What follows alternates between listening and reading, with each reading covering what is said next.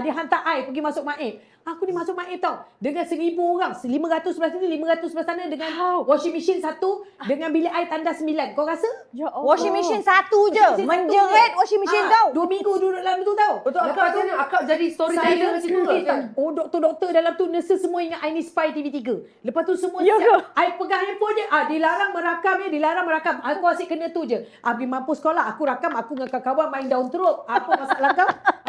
Sebab apa kita orang dah boring. Lepas maghrib kita tak tahu nak buat apa. Main daun teruk bah, main daun teruk. Main apa? Cotaiti? Mainlah apa blackjack ke apa ke. Main janji. Ada 5 sen. Lepas tu kita orang buat beli tonton, buat beli makanan dekat dalam vending machine. Ya So, Allah. tak ada apa dah buat. Semua asyik suspect I je. Bila I bangun pegang handphone, dilarang merakam ya, dilarang banyak. Dia ingat I ni spy TV3. Tapi memang betul pun TV3, Pan Chin Fei masa tu hantar mesej. Dia kata, Kak Marian, nanti kan KJ nak datang. Masa tu dia Menteri Kesihatan. Nanti datang, tolong tanya saya ada 10 soalan. Okay, I'm ready. Sekali kan tunggu. Tak datang. Menteri tak datang. Tapi dia punya persiapan tu, dia tak cakap dengan I tau. Dia orang doktor-doktor semua, nurses tak cakap dengan I. KJ nak datang.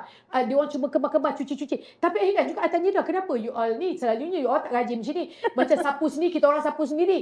Bawah katil atau berabuk dah lah. Dia ada lelah, asma. Tak boleh habuk. I memang hari-hari akan sapu. Kenapa you sapu Tak, sebenarnya ada VIP nak datang. Menteri mana akak tahu? Kita tahulah kita orang TV3. Kita cakap macam tu. Dia saja tak nak bagi tahu. Faham. I pelik.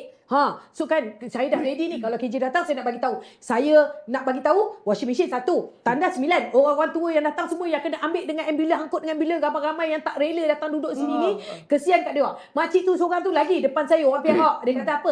Makcik ni masa ambulans nak datang, makcik nak ambil lah makcik punya ubat insulin. Mak cucuk, makcik kan kena insulin dulu sebelum makan. Lepas tu dia kata tak payah. Dekat sini semua Maib semua ada.